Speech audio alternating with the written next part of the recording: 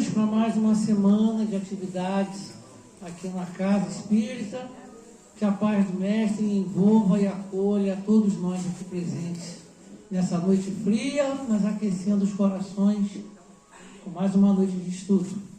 Pedindo aos irmãos presentes que desliguem os celulares a partir desse momento, que a gente possa entrar em sintonia com todas as preces, orações, mensagens e aprendizados a serem aqui colocados na noite de hoje.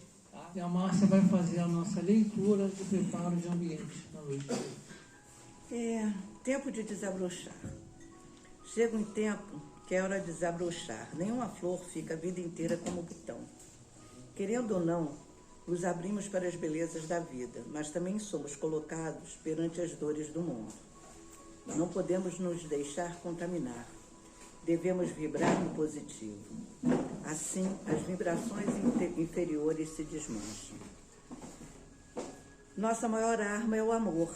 Só através do amor esse planeta ressurgirá, belo e pleno, assim como a fênix que ressurge de suas próprias cinzas.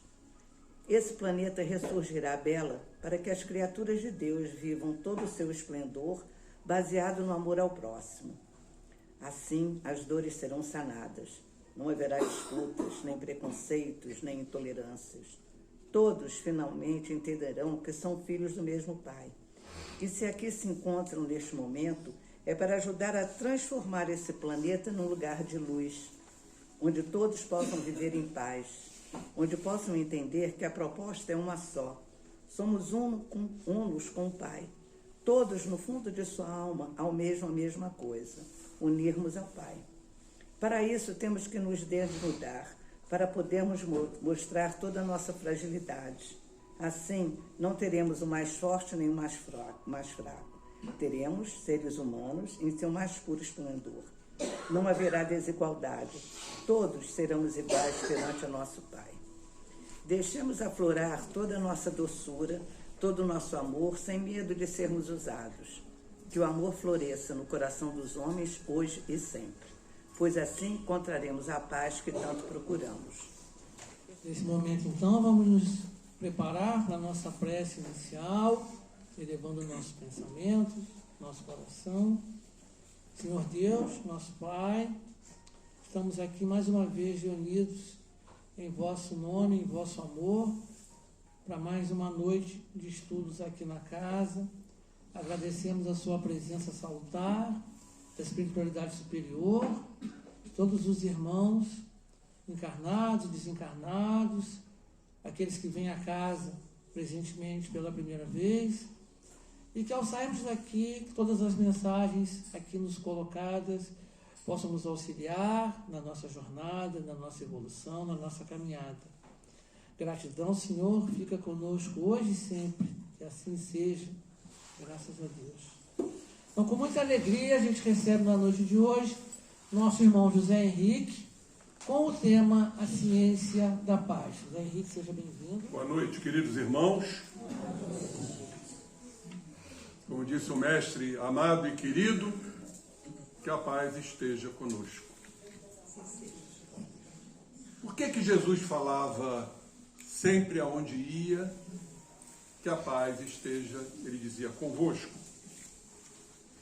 Porque ele sabia perfeitamente bem que a paz é um estado de profunda harmonização psíquica, espiritual e física.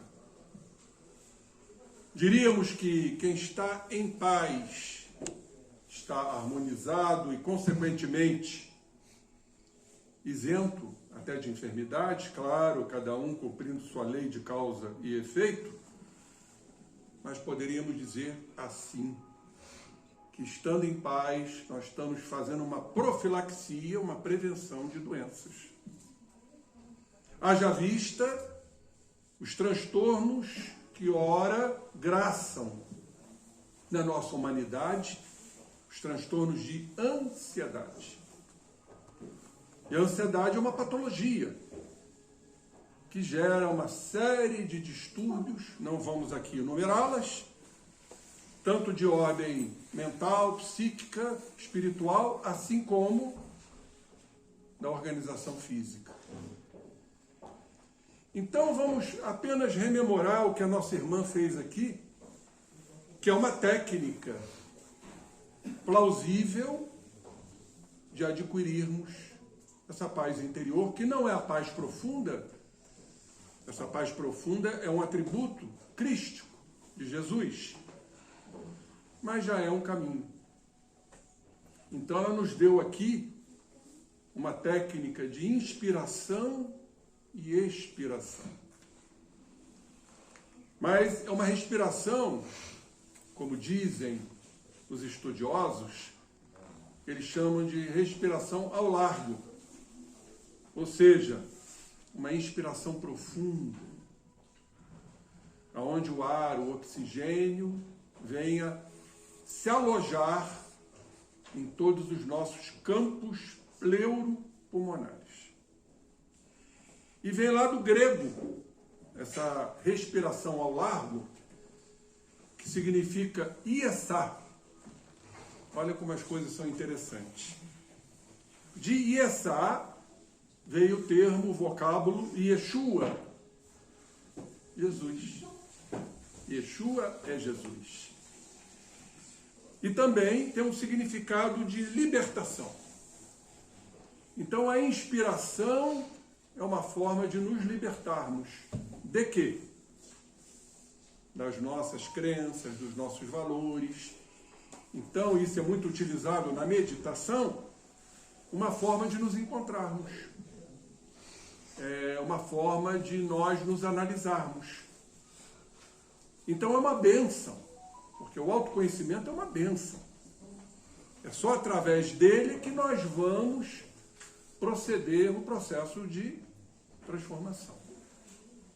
Então vamos nos libertar de nossos padrões deficientes, deteriorados ao longo das encarnações. E o oxigênio que inspiramos é o ectoplasma, é o fluido vital. E quando fazemos isto aliado à oração, olha só o poder que isso representa. Inspirarmos é a recepção. Mas também nos dizem os estudiosos que ao expirarmos, nós estamos doando. Recepção, doação. O que a nossa irmã falou com muita propriedade, eliminando o dióxido de carbono. Mas não é só o CO2. Quando expiramos, estamos também expirando oxigênio. Tanto isso é verdade, que nas técnicas de respiração boca a boca, salvamos vidas. Não vai ser o CO2 que vai salvar vidas, é o oxigênio. Então, na expiração também sai oxigênio. Para quê? Para doarmos. Aqueles que necessitam, aqueles que precisam. Então, vejam esse poder que geralmente nós não temos, porque nos falta treinamento de inspirar profundamente e expirar. Façamos um teste. Eu hoje procuro focar muito nisso. Às vezes na rua, eu estou promovendo isso. Inspiro, retenho um pouquinho a respiração, depois expiro, e sempre para favorecer alguém. Pois é. Então, eu acho que é uma conduta hoje extremamente pertinente diante de flagelos destruidores que estamos testemunhando. As guerras fratricidas lamentáveis e preocupantes, porque o livre-arbítrio pode gerar desencarnações maciças, de grande extinção diante das chamadas armas nucleares. E não estamos longe disso não, companheiros. Os espíritos vão lutar bravamente para que essas mentes revertam esta ideia que é extremamente deplorável, nociva e mortal. Devemos, a partir de hoje, para aqueles que não fazem, orarmos por esses dirigentes, tanto de Israel quanto da faixa de Gaza, quanto do Irã, quanto da Rússia, da Ucrânia, quanto do Iêmen, porque nós já estamos, inexoravelmente, numa terceira grande guerra mundial. Segundo estudiosos no assunto, existem hoje mais de 50 países em guerra. Só que nós não sabemos. E quantos não estão partindo? Crianças, jovens. Temos que pensar sobre isto e o processo de meditação, além de nos favorecer, na expiração doarmos esse grande feixe que vai ser de mentes voltadas para esses companheiros equivocados. A ciência da paz. Qual é a ciência da paz para termos este equilíbrio? A paz, ciência. Ciência da paz, ao contrário, é a paz-ciência. E as criaturas estão assodadas, nervosas, ansiosas, impacientes, inquietas, hiperativas. Então precisamos trabalhar exatamente a paz-ciência, que a paz esteja convosco e conosco. Diante disso, vamos lembrar esse capítulo importantíssimo para os dias atuais, e vamos chegar, obviamente, num diálogo muito bonito de Jesus com Simão Pedro a respeito da paciência.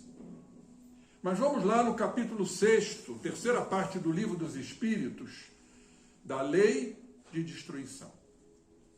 O que muitos pensam ser destruição, a doutrina espírita derruba essa ideia. Não é destruição, é renovação. Como dizia Lavoisier, em a natureza nada se perde, nada se cria, tudo se transforma. Porque não existe a destruição. Ela é aparente. E vamos ao capítulo ora vigente, que são os flagelos destruidores. Vamos lembrar, e Kardec fez a seguinte pergunta, que eu acho extremamente importante, 737 de O Livro dos Espíritos. Com que fim fere Deus a humanidade por meio de flagelos destruidores? Com que fim? Onde está Deus? Porque muitos questionam. Crianças sendo aniquiladas, mortas. Onde está Deus aí que permite tudo isso? Muitos questionam, né? Isso leva até uma certa descrença. E a doutrina espírita vem respondendo a essa questão importantíssima que Kardec fez, essa indagação. Olhem só, para fazê-la progredir mais depressa. Tudo, em verdade, tem um intuito de progressão e não de destruição. Aí diz aqui, dizem os espíritos, não é?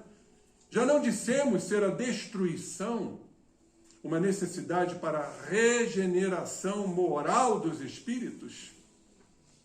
Então ela ainda é uma necessidade para a regeneração moral de todos nós.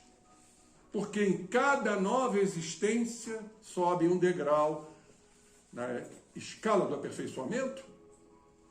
E aqui os espíritos dizem: preciso é que se veja o objetivo, para que os resultados possam ser apreciados. Qual o objetivo de tudo isto, se não uma renovação, uma regeneração moral dos espíritos? Na dor, no sofrimento, na dizimação.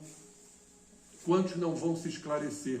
Porque temos que entender, embora a vida carnal seja importante, não estamos aqui desqualificando absolutamente, mas é algo efêmero, muito efêmero, muito meteórico. A nossa existência aqui é uma passagem muito rápida, representa, em verdade, muito pouco na cronologia do tempo. Mas Kardec, não satisfeito, fez a seguinte pergunta na questão 740. Não serão os flagelos igualmente provas morais para o homem, por porem-no a braços com as mais aflitivas necessidades? A espiritualidade respondeu essa questão, ela diz tudo, essa resposta. Os flagelos, estamos aí, não são só as guerras, são os cataclismos, são as tempestades, são as enchentes. Tivemos agora recentemente um grande flagelo, que foi o Covid, e outras enfermidades já curadas e outras que surgirão. Isso tudo se engloba exatamente nos flagelos destruidores e nas desencarnações coletivas. Como vimos agora recentemente, o avião lá na Índia. Teve um sobrevivente. Tinha que ser, né? Ou melhor, não tinha que ser. Eu digo sempre que ninguém morre na véspera. Então, os flagelos, respondem os espíritos a Kardec, são provas que dão ao homem ocasião de exercitar a sua inteligência. Profundo isto. De demonstrar sua paciência, a ciência da paz. E a resignação, que é a compreensão daquilo que não podemos mudar, é o consentimento do coração, como diz Lázaro no Livro dos Espíritos. A resignação diante das provas, diante dos sofrimentos, diante dos infortúnios, temos que nos resignar. Ou seja, emanar do coração sentimentos positivos, o que não é fácil. Quando a gente se rebela, quando a gente reclama, quando a gente solta impropérios, nós não estamos tendo resignação. Pelo contrário, rebeldia. Então, a resignação ante a vontade de Deus e que lhes oferecem ensejo de manifestar seus sentimentos de abnegação, de desinteresse e de amor ao próximo, se o não domina o egoísmo. Mas vamos destrinchar, dissecar um pouquinho o exercício da inteligência. Vamos dar um exemplo claro, recente. Covid, a pandemia. Não houve um exercício da inteligência na elaboração de vacinas? O que salvou a humanidade? A vacina. E não outras drogas que preconizaram aí, lamentavelmente. Mas não vamos entrar no mérito da questão. A vacina. A vacina vem salvando vidas. Eu tive a honra, vou dizer aqui, eu tive a honra, quando eu me formei, nos idos tempos, nós mandamos uma carta para um cientista que residia nos Estados Unidos, casado com uma brasileira, achando que ele não viria. Era um convite para ele ser o paraninfo da turma, o patrono, melhor dizendo. Aí já escolhemos um plano B. Não é que o homem desembarca no Brasil e nos procura? E eu tenho uma foto realmente antológica. Ele é baixinho. Aí ele subiu numa cadeira, me abraçou, falou assim, com português muito difícil, né? Doutor Grande, fotógrafo, na mesma hora fotografou, falou, olha, essa foto, pelo amor de Deus, não perca esta foto. Sabe quem foi? Albert Sabin, o criador da vacina contra a poliomielite. Então é isso aí, companheiros, é o exercício da inteligência e a paciência, ciência da paz. Entender que tudo passa. Como Maria, mãe de Jesus, informou a Emmanuel, que informou ao Chico.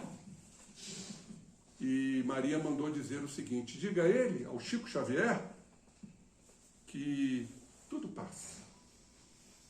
Por mais que seja demorada uma situação, tudo passará porque tudo é impermanente. A única permanência é Deus em nós.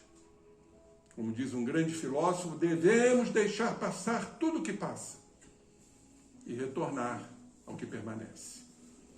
Então vejam que resposta extraordinária dos espíritos. Mas vamos a esse encontro que eu achei extraordinário de Jesus com o nosso querido Pedro. E foi uma época, companheiros, que as opiniões eram desencontradas, como até hoje isso acontece. E aturdiam os mais afervorados companheiros da mensagem renovadora.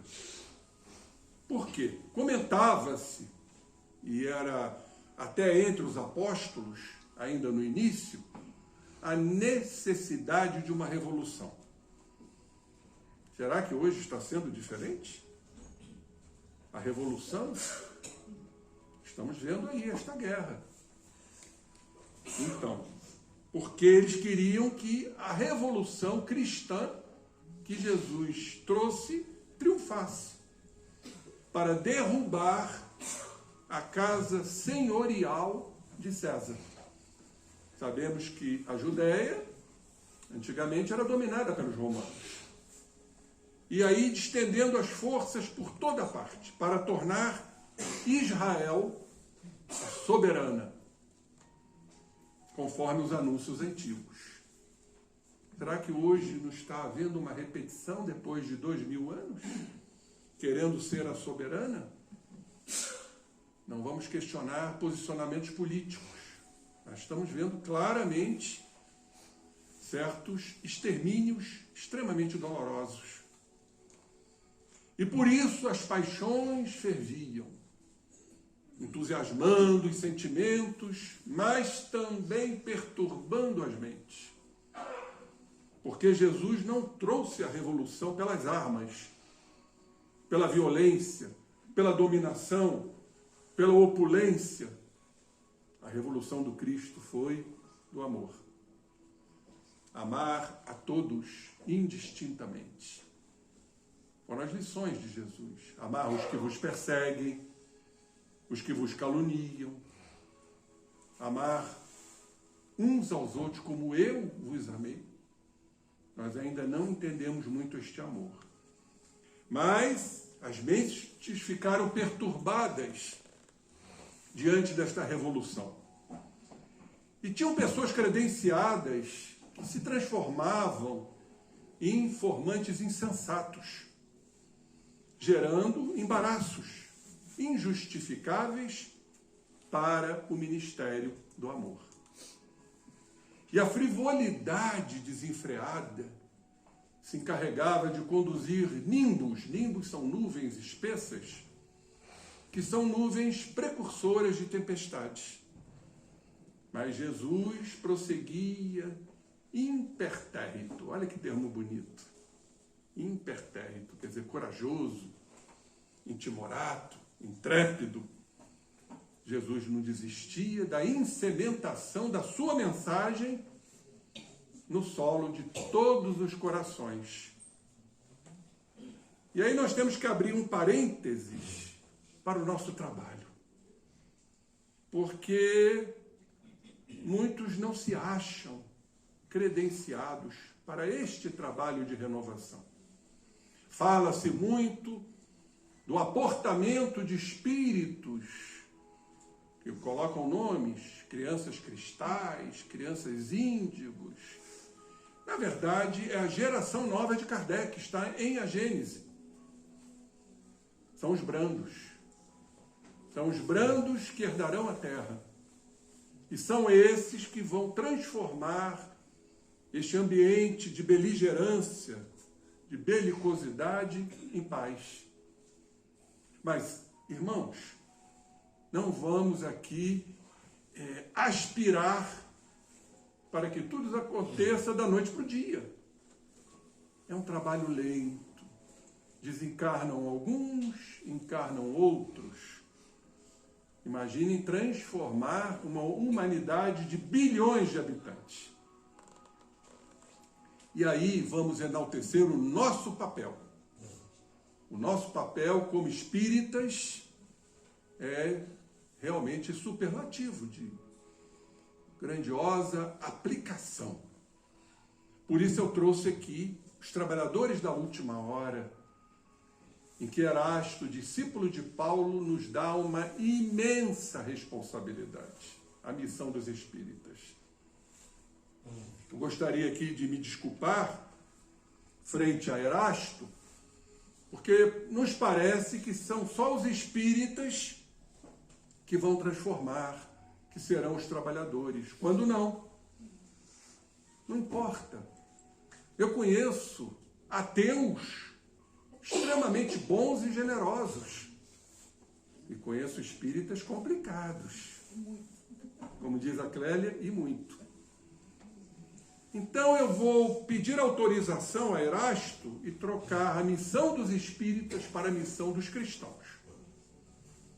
Porque aí abrange um universo maior que não é só o espírita. Mas ele aqui fala dos espíritas da seguinte forma. Eu quando leio, releio, leio e releio essa informação de Erasto, toda hora eu fico me questionando. Não mais vos assusteis, as línguas de fogo estão sobre as vossas cabeças. O que isso quer dizer? Os espíritos superiores estão sobre as nossas cabeças. Vocês têm noção disso?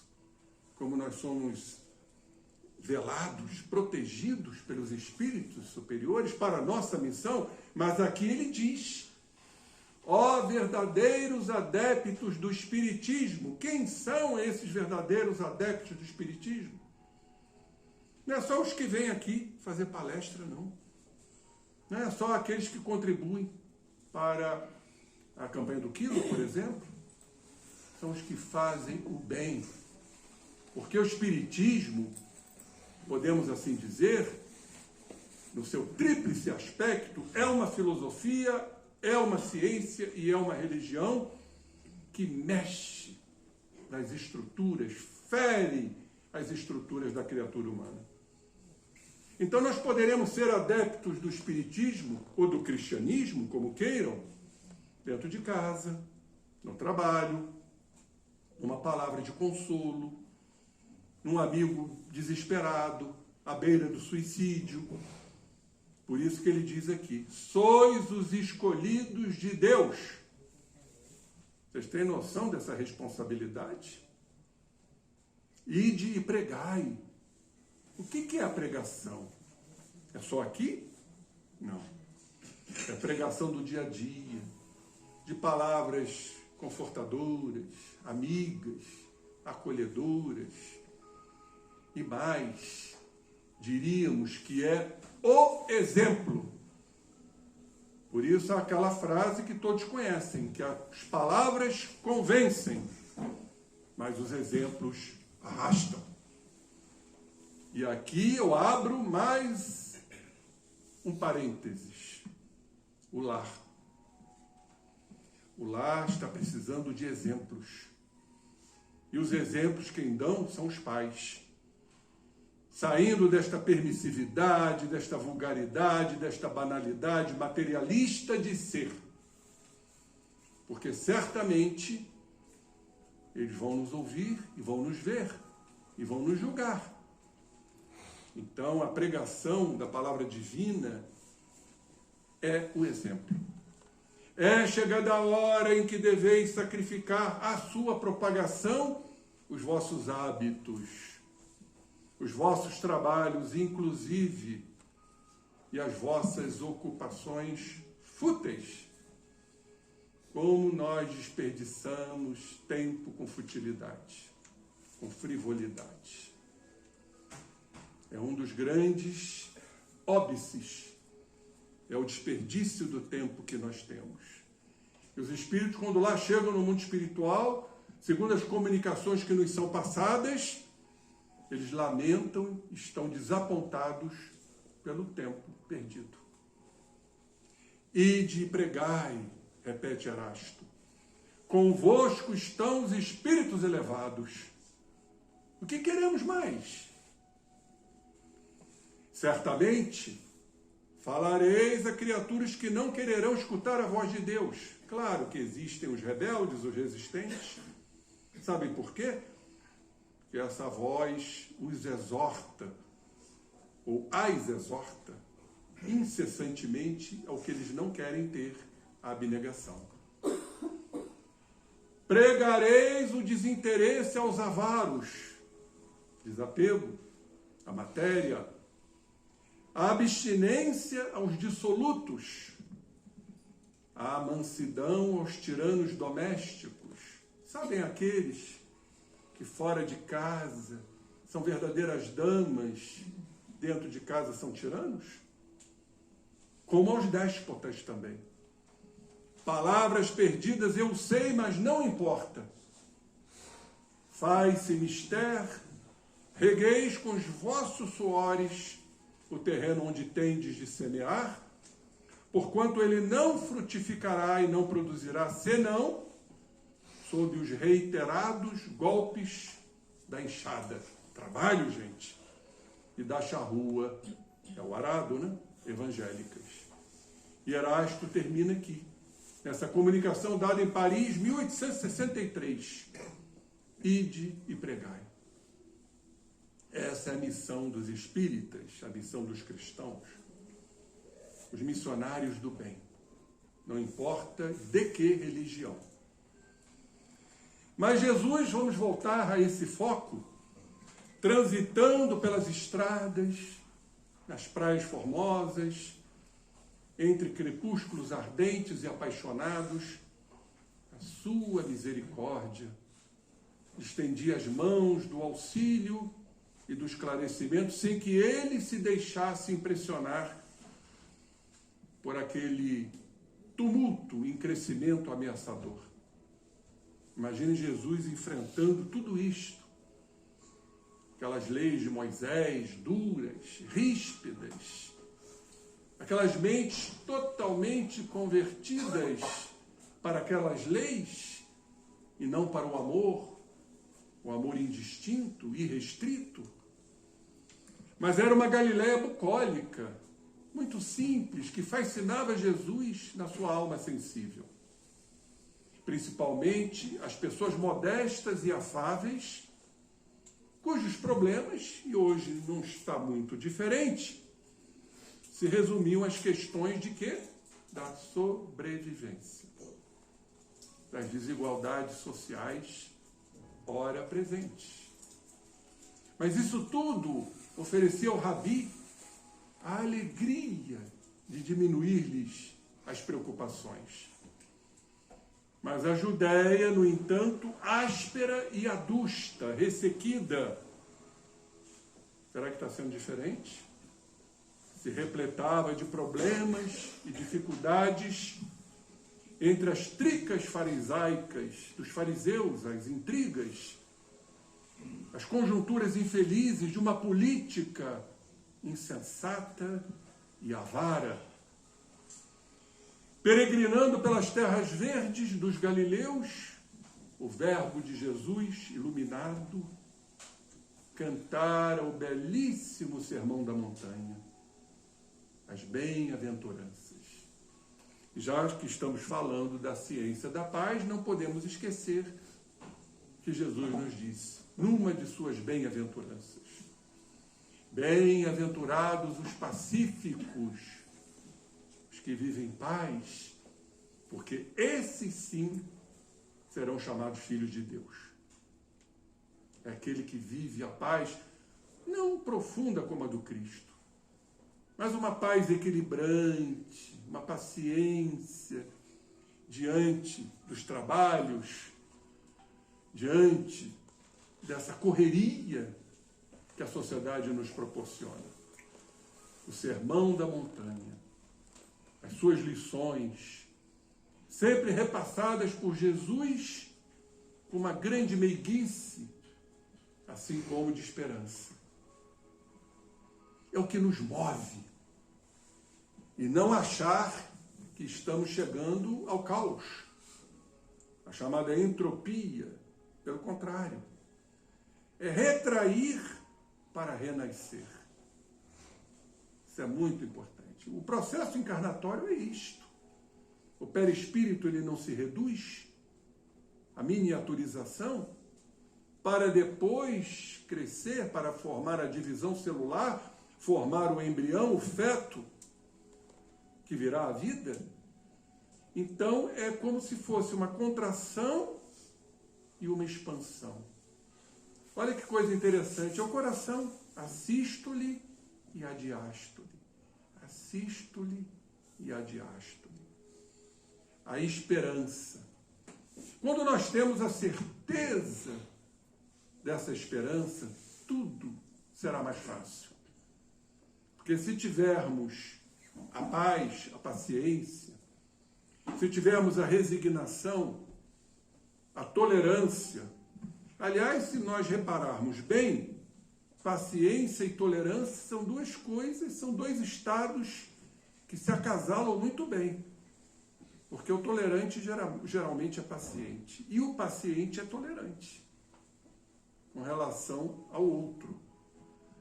Então, tolerância, paciência, resignação formam um conjunto de valores que vão gerar esperança. Por mais que estejamos passando por excruciantes dificuldades físicas e mentais. Esperança.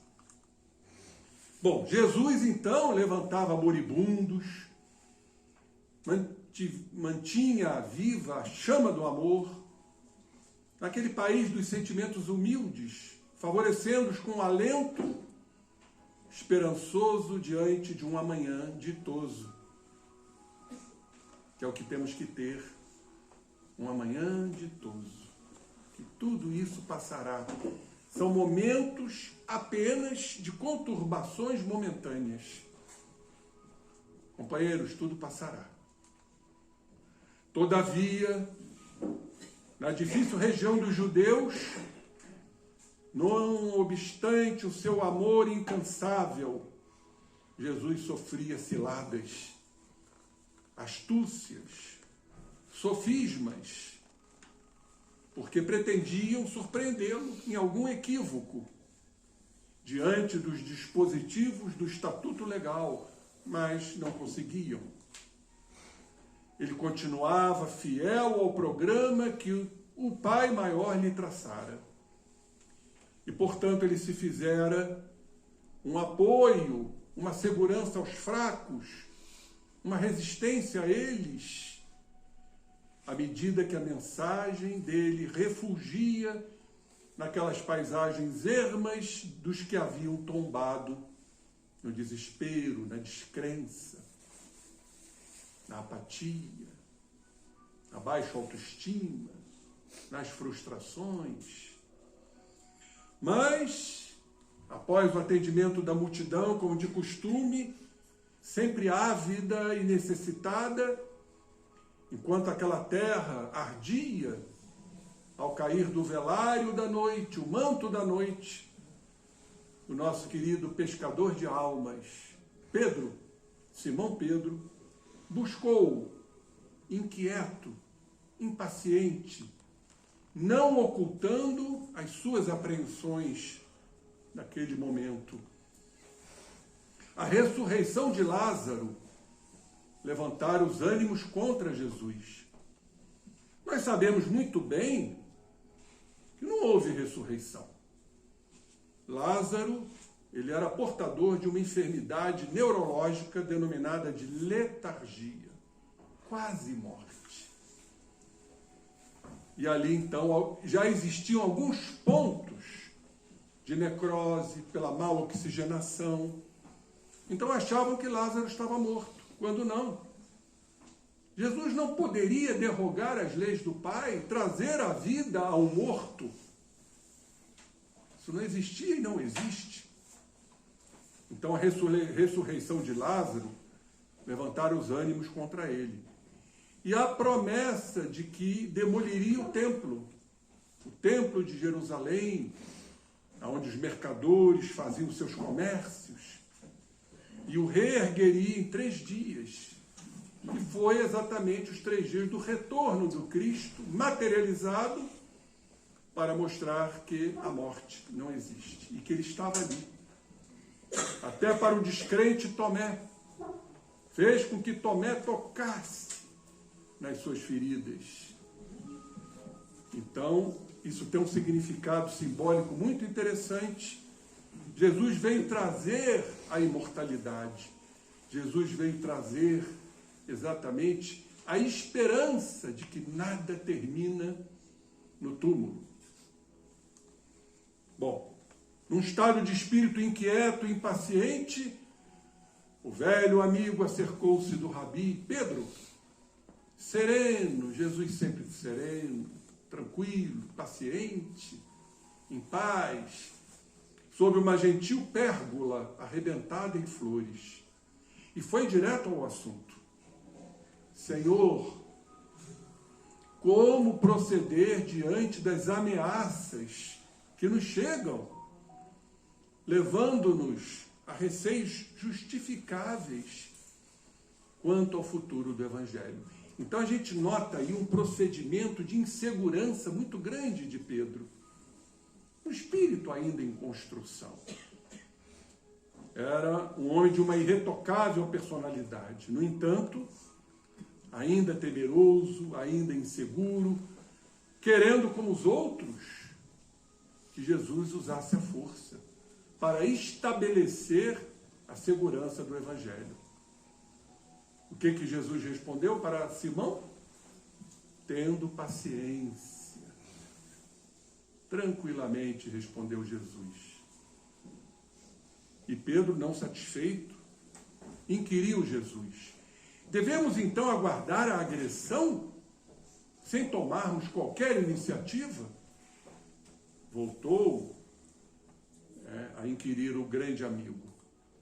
Sim, elucidou o mestre, edificando a paciência em nós mesmos. Está aí o grande segredo que vos falei no início. Vamos trabalhar a inspiração e a expiração. Interessante isto, porque nós temos no nosso cérebro uma área de autocontrole. Então, quando a gente vai perdendo a paciência em ambientes estressores, chega um ponto que a gente esgota a paciência. E a gente então se transtorna, torna-se agressivo, às vezes violento. Só que nós não utilizamos uma área justaposta a esta área, que é a área do autocontrole, porque a gente não exercita. Então nós poderemos e deveremos passar por momentos de turbulência, mas a gente pode ter o poder desse autocontrole, isto é cerebral. A neurociência já nos explica isto. Basta que a gente realmente cumpra essa atitude de ter paciência, de saber aguardar. Por quê?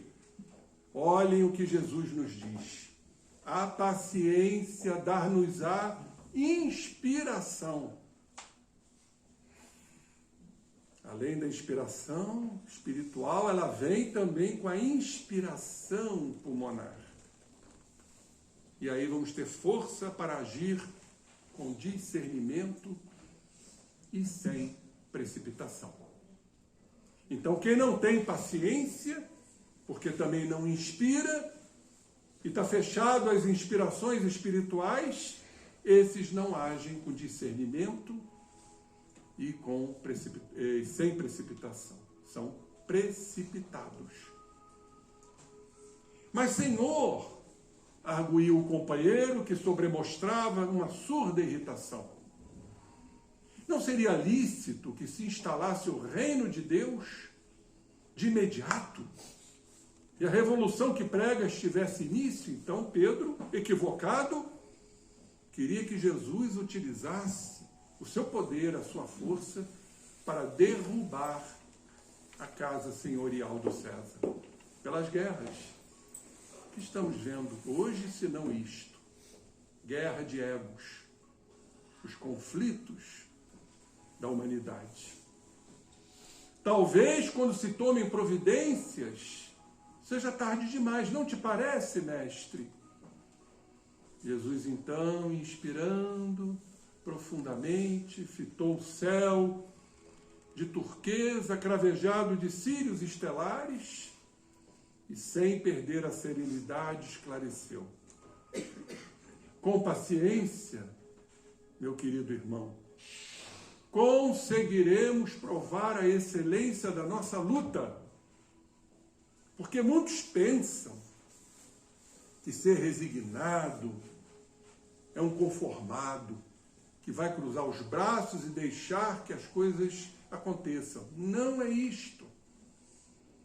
Nós fomos talhados para a luta. Mas são algo diferente? É um paradoxo? Luta tem que ser com impaciência? Não. O que Jesus nos trouxe é que a gente tenha que lutar com paciência, sabendo aguardar o momento certo, sem perder a luta. Já que os lutadores do mundo, nos fala o Mestre, são desesperados. E não é o que acontece? O inquieto é um desesperado. Companheiros, eu sempre digo isso, se nós tivéssemos uma lupa microscópica e colocássemos esta lupa dentro do nosso corpo, nós ficaríamos completamente apavorados com o que acontece no nosso corpo quando perdemos a paciência, quando estamos irritados, quando estamos inquietos, querendo que as coisas funcionem da nossa forma, e não é assim que acontece. A produção de determinadas substâncias altamente nocivas, vou citar duas aqui, a adrenalina e o cortisol. A adrenalina nos põe sempre em alerta, uma atuação importantíssima nos nossos vasos sanguíneos, daí os quadros hipertensivos, que não são essencialmente hereditários. Hoje a ciência está provando isto. O meu pai é hipertenso, eu serei hipertenso. Acabou isto. Isto está obsoleto. Tudo é fruto da nossa energia mental. Claro que existem os fatores hereditários, mas hoje isso se acanhou bastante. Agora, as hipertensões, as doenças do coração, os acidentes vasculares cerebrais estão muito ligados a essa inquietude, a esta ansiedade. Eu tenho um seminário, a ansiedade como causa de acidente vascular cerebral, segundo André Luiz, que nos mostra, basicamente, como a ansiedade influencia, né, na eclosão, no aparecimento de um processo vascular, seja um infarto ou seja um acidente vascular cerebral. Então, esses lutadores do mundo são desesperados. Eles passam em atuada ensurdecedora, destroem, ameaçam, semeiam ódios e lutas sem qualquer razão. A paciência prova o homem e comprova-lhe os valores ante as vicissitudes que deve superar, os obstáculos, as dificuldades, que são normais para o nosso crescimento. A gente quer se ver livre dos problemas quando eles são importantíssimos. A gente cresce nos problemas. A gente se esmera nos problemas. Se a vida fosse um mar de rosas, a vida não teria sentido. Pois o sentido da vida é o progresso. E a gente só progride diante desses obstáculos, diante desses óbices. Não duvido, anuiu o pescador, acrescentando, parece-me que a resistência pacífica, ou seja, a paz, levar-nos-á à queda. Olha a mente ainda conturbada de Pedro, destruindo as aspirações superiores que acalentamos. Como agir ante os que nos provocam ao combate urgente? Jesus mais uma vez respondeu, atuando com paciência. Mas se as circunstâncias nos parecem favoráveis, estamos adiando, estamos postergando, não estaremos adiando indefinidamente o compromisso? Nisso, nesse romantismo lindíssimo de Amélia Rodrigues, perpassavam pelos ares perfumados, nos cenários formosos, as bênçãos divinas. Enquanto as onomatopeias, quer dizer, os sons da natureza, murmuravam uma sinfonia acalentadora em derredor. Relanceando o olhar pela noite em triunfo, o meigo Rabi Jesus contestou. Eu achei essa frase do Cristo maravilhosa. Ela é digna de ser colocada numa moldura, num quadro. Porque nos mostra também a paciência da natureza. A natureza é paciente, tudo no seu devido tempo. Então Jesus diz aqui, o sol incansável devora a noite cada manhã. Enquanto ela, a noite paciente, retorna, diminuindo o calor do dia 1000 vezes sem cansaço. Então vejam o trabalho paciente da noite, esperando o sol se pôr, o sol que esquenta, que arde, para que então a noite possa diminuir o calor do dia, pacientemente. Será lícito então não reagir nunca, insistiu Pedro, mesmo que confortados pela razão, estejamos a ponto de não suportar mais? Sem dúvida, Pedro. E isso é para nós. Aliás, falamos sobre isto. A paciência harmoniza, a paciência reconforta. É uma grande realidade. Como o nosso sistema imunológico cai diante da impaciência, da inquietude, desse alvoroço, desse corre-corre. Nós não temos que nos inserir neste corre-corre da vida, do sustento. Temos que saber enfrentar tudo isto com paciência, porque o nosso corpo agradece. Sinceramente agradece. E Jesus complementa aqui dizendo, porquanto o Pai não tem pressa, e prossegue trabalhando até hoje, enquanto eu também trabalho. Com paciência, disse Jesus, a agressão passa. A dificuldade muda de lugar. O problema se resolve. O sofrimento se transfere. As incompreensões se aclaram. As lutas se pacificam. E o amor triunfa.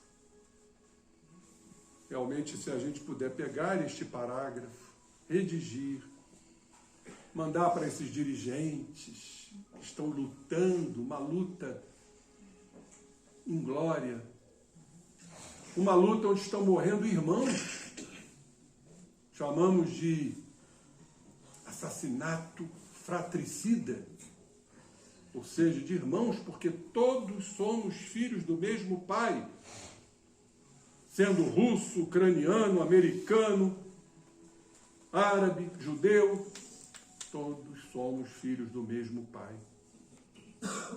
Então as lutas se pacificam para que o amor, que no momento inexiste, possa triunfar. A paciência é bênção de Deus pelo caminho por onde avançamos. E Jesus diz aqui a Pedro, confiemos e esperemos. Eu gosto muito desse termo, confiança. É fiar com. Fiar o quê? O grande tapete da vida.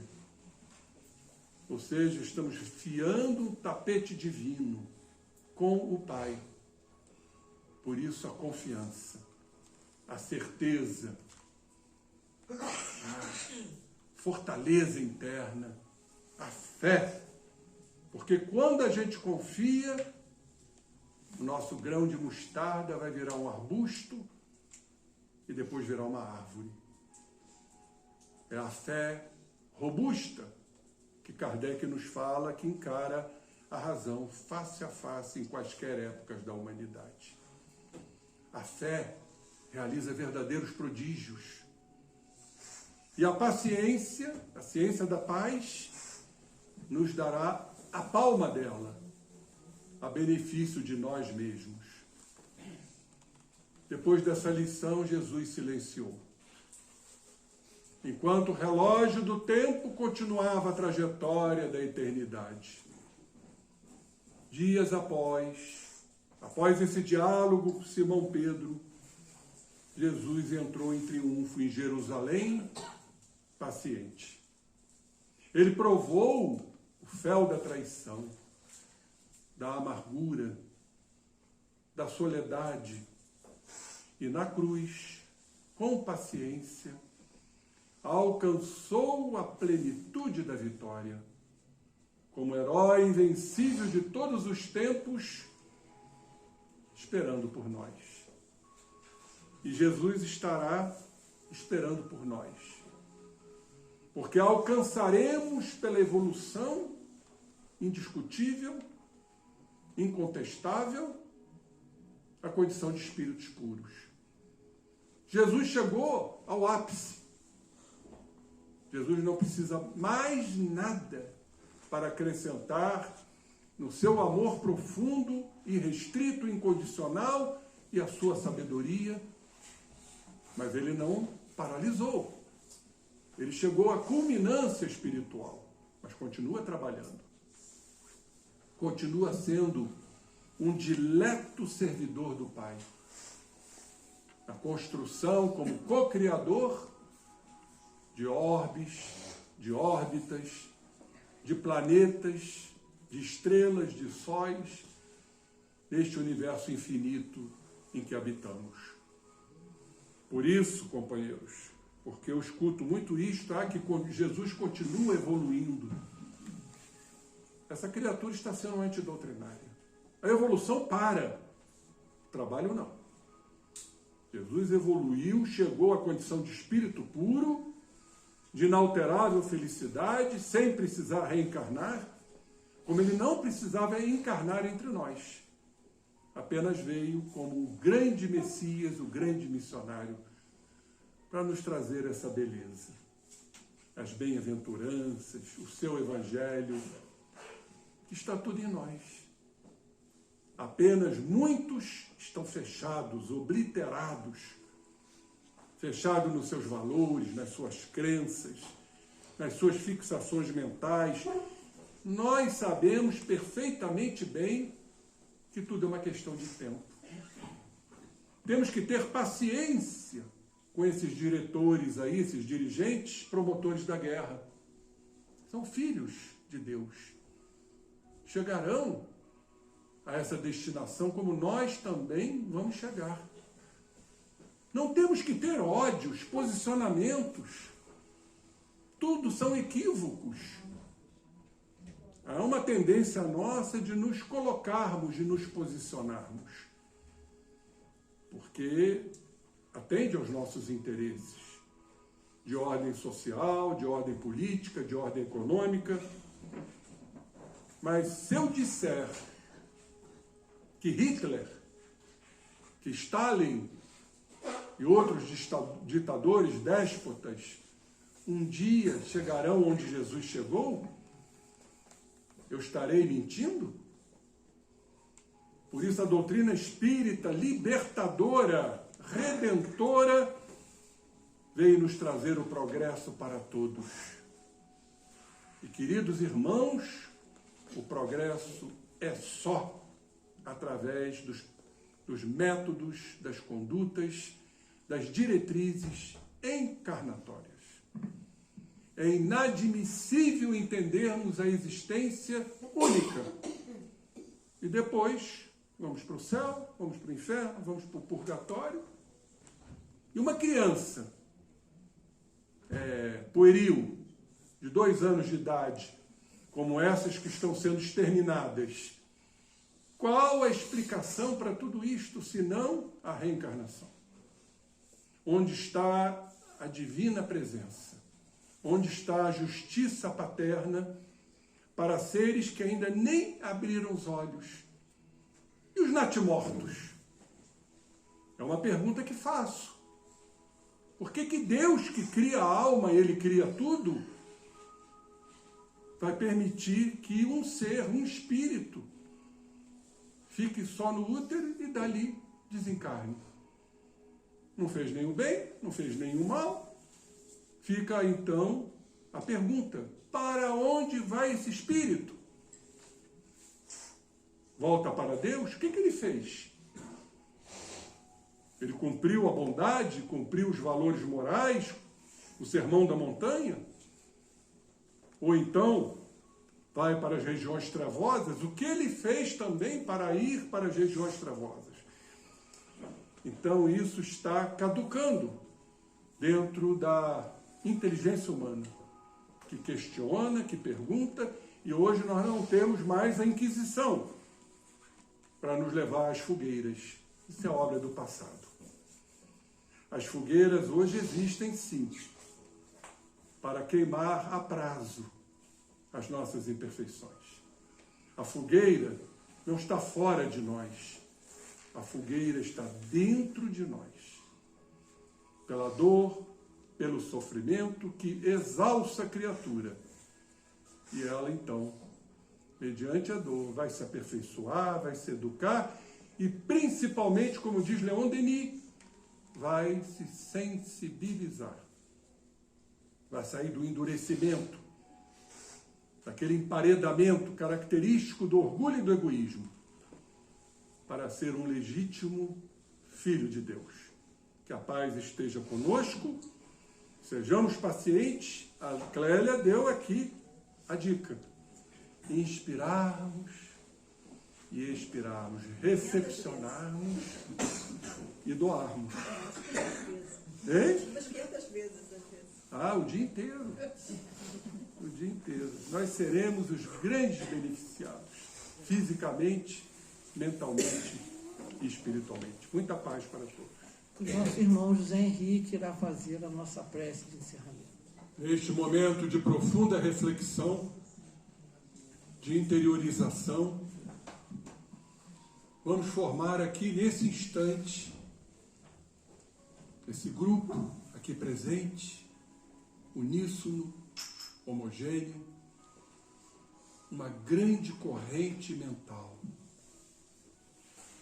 aonde os nossos pensamentos, unidos aos nossos sentimentos, possam alcançar e chegar aos desorientados, a esses que estão promovendo esses grandes conflitos, para que possam se esclarecer, para que haja dentro deles uma pequena erupção do amor e mudar suas condutas, suas atitudes, que poderão levar a um processo doloroso para a humanidade. Mas nós sabemos que todos estamos inseridos na lei de causa e efeito. Mas também aqueles que estão desencarnando possam receber esse buquê de flores que estamos aqui emanando, para que perfume seus corações e não exerçam a prática lamentável da vingança, criando processos dolorosos de obsessão, porque tem que haver um momento de se quebrar essa troca incessante de ódios, de mágoas e de vinganças. Só assim a humanidade vai progredir no seu grande projeto, o projeto do amor, que se iniciará na brandura, na serenidade e na paz. Ó Mestre Jesus, que vem derramando sobre nós a sua paz imorredoura, para que nós possamos ser tocados